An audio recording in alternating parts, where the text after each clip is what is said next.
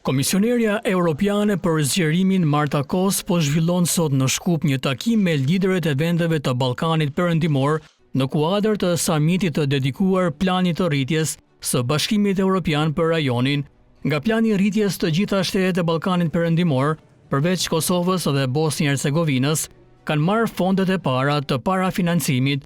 Kryeministri Edi Rama, pjesë e takimit, theksoi se Shqipëria ka arritur objektivat e saj në kuadër të planit të rritjes dhe integrimi gradual po zbatohet. Kemi praktikisht përmbushur deri tani të gjitha pikat për zbatim dhe vazhdojmë me pikat e tjera sipas kalendarit. Jemi shumë afër dhe besoj shumë që ne do t'i përmbushim gjitha detyrimet tona, siç kemi parapare dhe afatet me Komisionin Evropian dhe plani i përbashkët do të realizohet.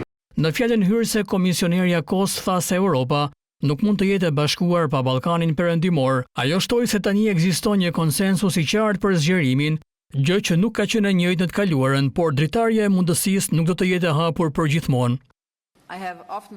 Po shohim një përparim të rëndësishëm. Shqipëria i dashur kryeministër Edi Rama ka hapur 3 grup kapituj gjatë 6 muajve të fundit. Faleminderit për kontributin tuaj në suksesin e procesit të zgjerimit. Nëse vazhdojmë me këtë ritëm, do të mund t'i hapim të gjithë grup kapitujt këtë vit. Ndërkohë Malizi mbylli edhe një kapitull të premten e kaluar. Në Bosnjë e Hercegovinë është miratuar agjenda e reformave dhe po presin që qeveria e re e zotit Kurti të vendosë më në fund më shumë energji në procesin e antarësimit. Ndërkohë po presin përpara edhe Serbinë.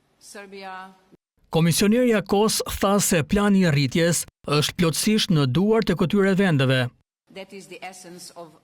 Ky është një mjet për t'ju ndihmuar me reformat e rëndësishme, të cilat janë të domosdoshme edhe për t'ju përgatitur për antarësimin. Njëkohësisht ky plan ju mundëson që qytetarët dhe bizneset tuaja të përfitojnë nga tregu unik i BE-s në kushte të barabarta me vendet anëtare, dhe kjo tani jo në një të ardhme të largët.